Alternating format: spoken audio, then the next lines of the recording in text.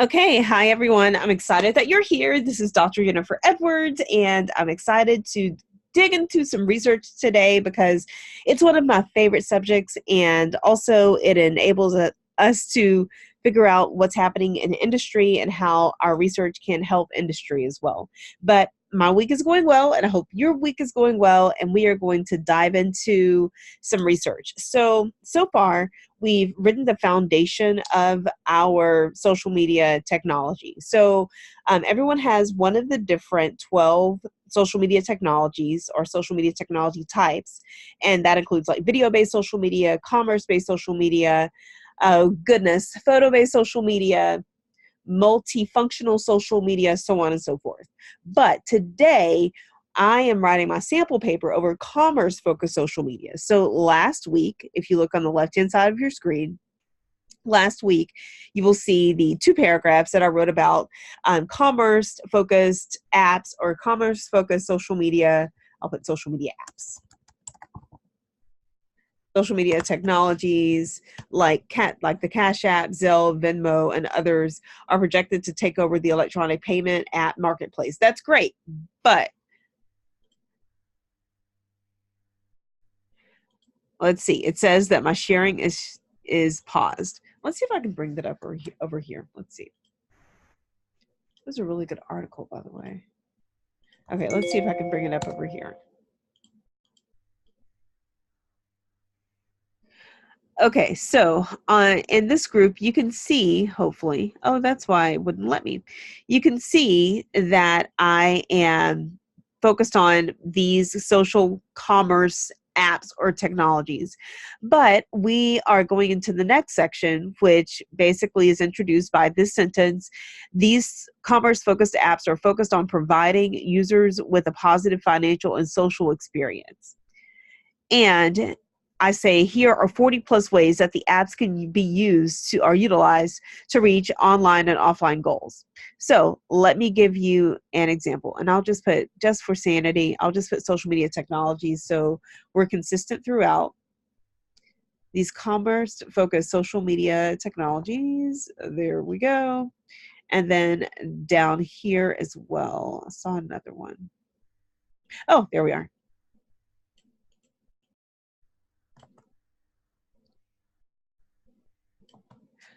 Okay, so hopefully that provides more clarity for the upper commerce focused.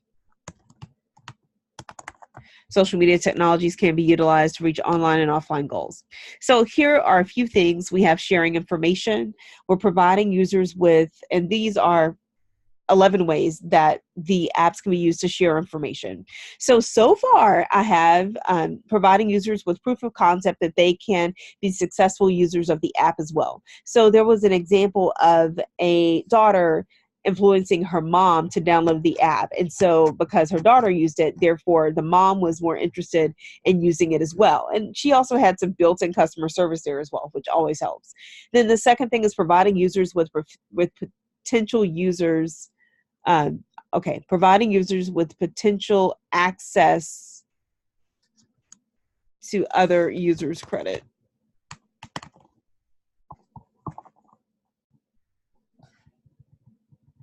Okay, I know it sounds bad, but that basically means access to other users with credit, with positive, I'll just say positive commerce app credit.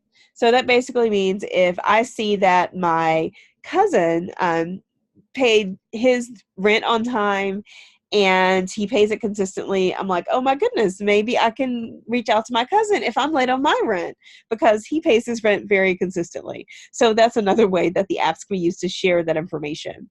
Also enabling users to know another's social media financial credit. So that basically means, again, if the user pays the bills on time every month, then that probably means that they have good social commerce credit. And I just made that up, but I wanted you guys to know that it is social media commerce based credit. Because if you made a payment and I know about it and I can communicate with you in the app, that is considered as a social media.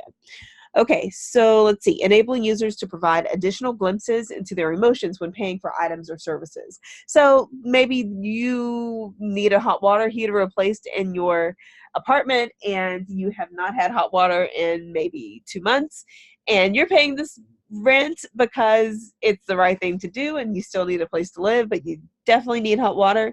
So maybe putting an angry emoji to describe the way that you're feeling in spite of, paying your rent. You're like, oh my goodness, but I'm still not getting what I'm paying for. So you can provide users with additional glimpses into their emotions. And I'm only going to do 5, but enabling users to share their location with others to provide validity for their location during a certain point in time. So I always think about, like, if someone ever said, hey, Edwards, where were you on July the 25th, 2018 at 8 a.m.? And I can definitely say that I made a Venmo transaction at 7:59 a.m., location-based, at Starbucks in Fort Worth. So I'm just making that up, but if I had a transaction history to say that I was there at that specific time, then that is pinpointing you to that location or to that GPS locator. Okay, so there are like 5 more or 6 more on this list, but I just wanted you to know, provide or sharing information basically means how information is shared through the app to other users or other external people who are viewing your data. Okay, next, there we are. Next, providing services basically means that you are either a company is providing a service for you, or you are able to experience a service through the app or through the social media technology. So just going over the first 5, providing users with anytime access to their money. I bank at local banks. So that basically means I don't bank at big name bank. I bank at small town bank. And that means that small town bank is usually not open after 5. That means that small town bank usually is not open on Saturday after 12, if it's open on Saturday. And it's definitely not open on Sunday. So if I need to pay my rent and it's due, then I do not have access to my money from small town bank. But if you use the electronic payment system or electronic access to your money, then you can have anytime access to your money at all times, even if it's 2:00 in the morning.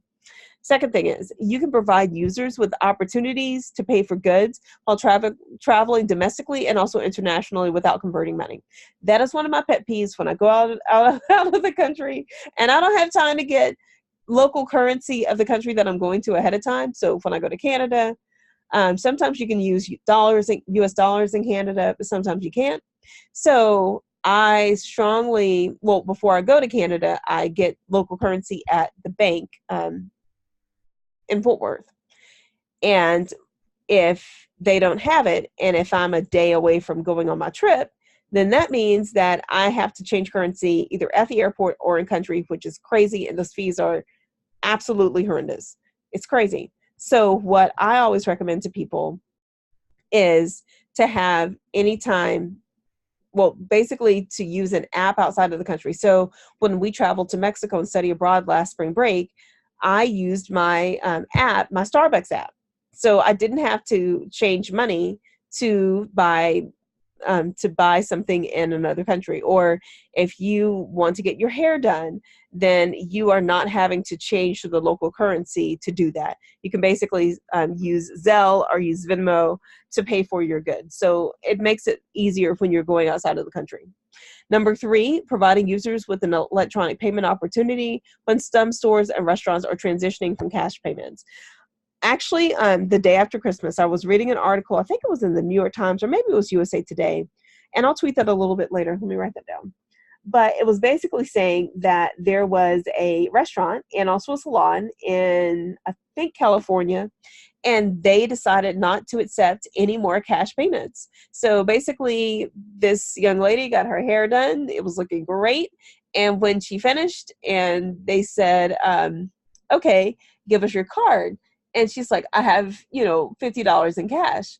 And they basically said, no, we don't accept cash. Because if you think about it, that's a burden on the merchant to have exact change and to, to basically have all of that stuff on hand when they can accept an electronic transaction. And so what happened was another person there basically accepted the lady's $50 and she paid for the purchase. And then, change was exchanged. But it's a lot of businesses are actually going away from having physical cash for goods or for services. And also some bars in the UK are going to that as well. That was also in the article. So it made me start thinking, okay, so we have all of these apps and we have all of these, small businesses, which don't commonly have is that cash on hand. And would it be easier to operate a business just solely on electronic payments? So that's something to think about. Okay. Also, that was number 3. Number 4 is providing users with access to credit via a physical credit card for in-person transactions when electronic payments are not accepted. So there's sometimes when electronic payments are not accepted. If you think about maybe if you are at the state fair or if you are at the rodeo coming up in Houston, love the Houston rodeo, but if you're there, then sometimes you will not have an opportunity to pay via Venmo or Zelle. So I saw that there was a credit card by Zelle, which basically offers people with a credit card for physical transactions or the electronic payment option as well. So it was really neat to see that companies are moving toward this or that. And number 5 is enabling users to pay businesses when receiving goods or services. So that's basically that transaction whenever, they're receiving that service from said consumer or said marketplace or business. So we have sharing information and providing services, which are definitely important when you are communicating with someone via an app for the exchange of money for goods or services. Okay, so next week, and it's not due this week, so the other items were due on the 10th, which is coming up on Sunday. But the next items will be due, I think, on the 17th, if that's a Sunday. So whatever that next Sunday is. So the items that will be due that next week will be focused on providing status and offering goods. So I had an opportunity to speak with one of the folks from the video focused social media group, and it was really neat because I love thinking outside of the box. So I definitely had to think outside of the box when I was speaking with this group member, because we had to brainstorm ways that status was offered either through the app to users or badging was offered, so on and so forth. So with Slack, they offer badging. With Twitter, they offer badging, like basically if you have a verified account, you get that neat little check mark by your name. And also if you have a certain number of followers, then that means that you have more social media credibility than other people potentially. So it's just very interesting to see how status is given per social media technology. So I had to think outside of the box when it came to Venmo and to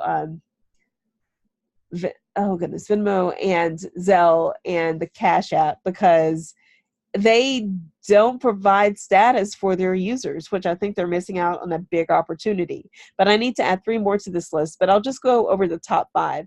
So the first one is providing users with automatic status amongst their peers for an app navigation. So basically, if someone knows if someone accomplished the 6 things that you need to know about the app, so basically how to send money, how to receive money, how to communicate with others, how to add an emoji to your transaction, how to track your transactions, how to how to turn your location off.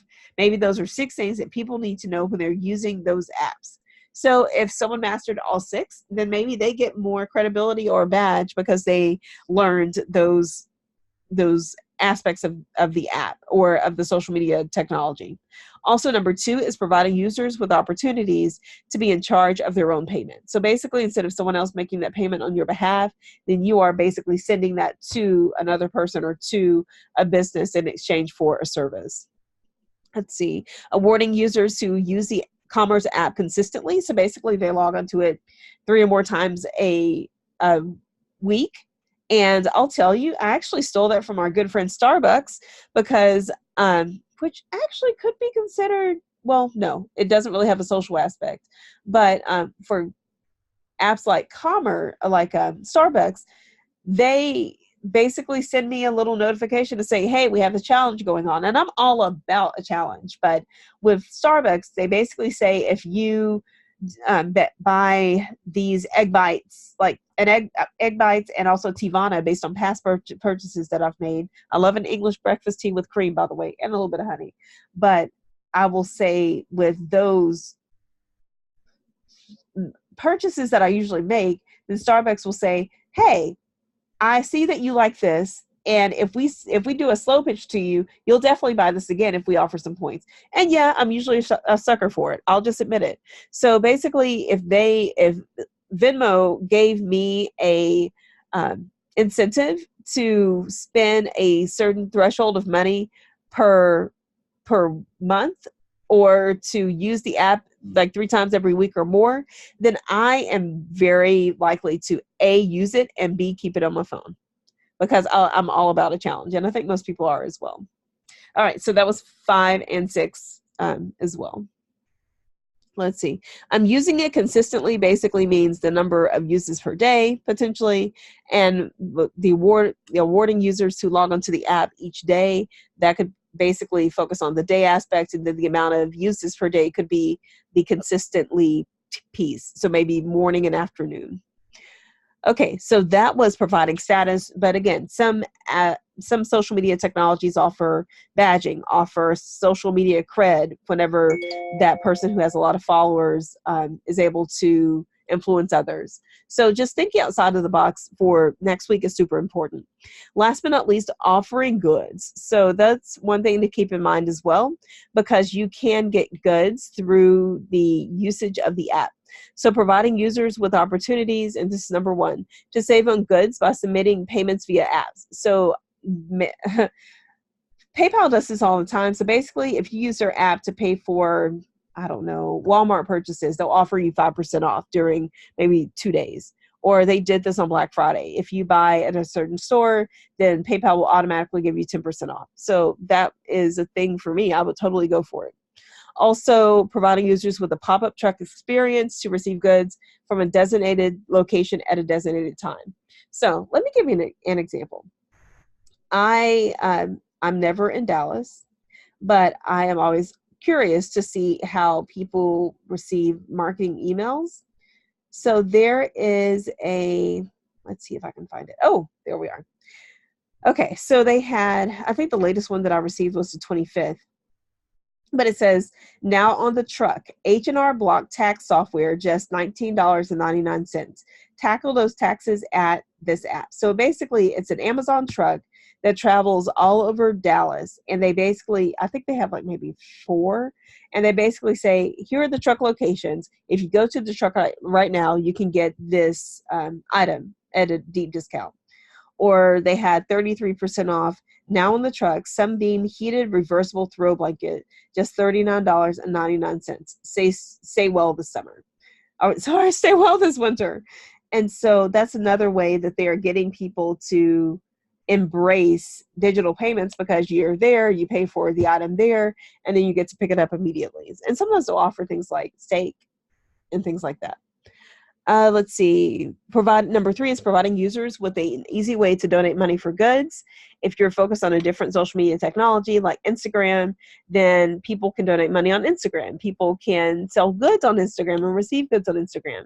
So those are some things to keep in mind whenever we're thinking outside of the box for our social media technologies.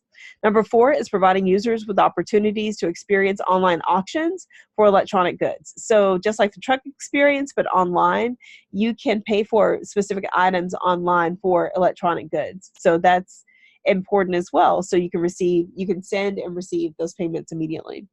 And number 5 is providing users to purchase goods in electronic or physical stores like Amazon Go. I am a sucker for Amazon Go stores and Amazon bookstores. And Austin has one, and I've been there, and I've been to the Amazon Go store, well, outside of the Amazon Go store in Seattle. So During Thanksgiving, I wanted to do something a little bit out of the box, and Seattle weather was a little bit like Dallas-Fort Worth weather, and so we decided to hop on a plane, go to Seattle for Thanksgiving.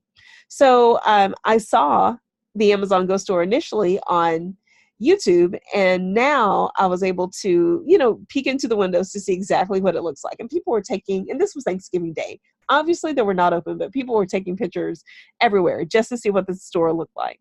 But the store has prices, and you basically walk in.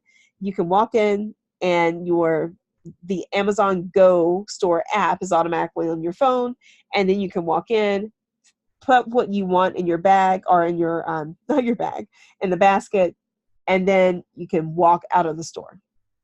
And that basically means that the app or the store has cameras, has access to your app, the global positioning service, and they can basically figure out what you're purchasing and when, and then they can automatically charge your phone or your Amazon app just by walking out of the store, saying that you have completed your transaction, which I think is amazing. So, and then the Amazon Bookstore, and again, there is one in Austin, but I've also been to the one in Seattle. The books, change different prices. So here's the hack. If you log onto Amazon, and if you save, I think you can save up to 500 items in your cart, then you can access, you can see when those prices are increasing or decreasing. So I have some dresses in my cart right now.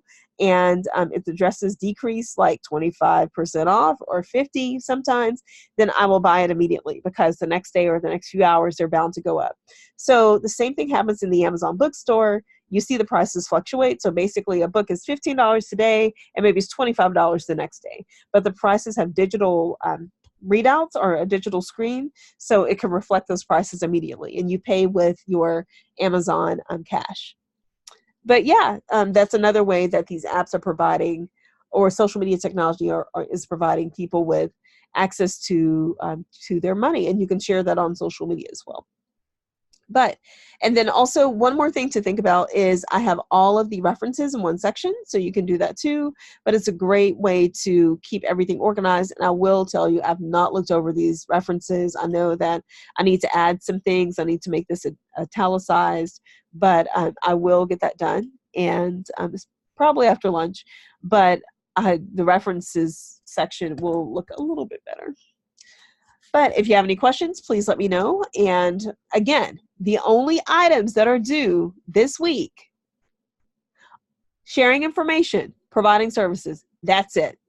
You need to have 4 resources. So as you can see, you have these resources: 1, 2, 3, 4, 5, 6, 7, 8, 8-ish. So I went above and beyond for that, and that's fine. And then I have 11 instead of 10. But just keep in mind that you need to think creatively for this. So providing services, sharing information, only thing is due by Sunday. Next Sunday, which I think is the 17th, providing status, which I need to add 3 more to that one. And then offering goods is important as well, so that you can show, and these will be a little bit more difficult. It will make you think outside of the box, but if you have any questions, I can help you guys on that. But that's it. Hope you guys are having a great day, and I will see you guys later.